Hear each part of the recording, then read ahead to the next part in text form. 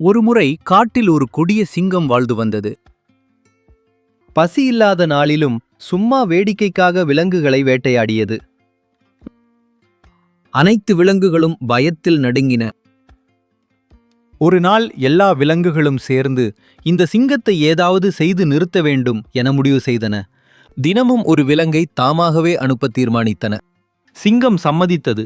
ஒருவரை அனுப்பவில்லை என்றால் உங்கள் எல்லோரையும் இரையாக்கி விடுவேன் என்று எச்சரித்தது. அந்த நாள் முதல் தினமும் ஒரு விலங்கு பலியாக சிங்கத்திடம் அனுப்பப்பட்டது.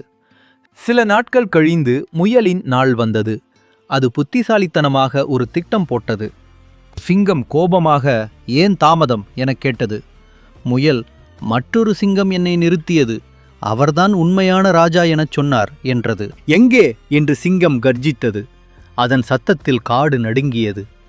முயல் சிங்கத்தை ஒரு ஆழமான கிணற்றிற்கு அழைத்துச் சென்றது. தன் பிரதிபலிப்பைக் கண்டு அதையே மற்றொரு சிங்கம் என நினைத்து கோபத்தில் சிங்கம் கிணற்றுக்குள் பாய்ந்தது. சிங்கம் கிணற்றில் மூழ்கியது. விலங்குகள் மகிழ்ச்சியுடன் முயலை பாராட்டின.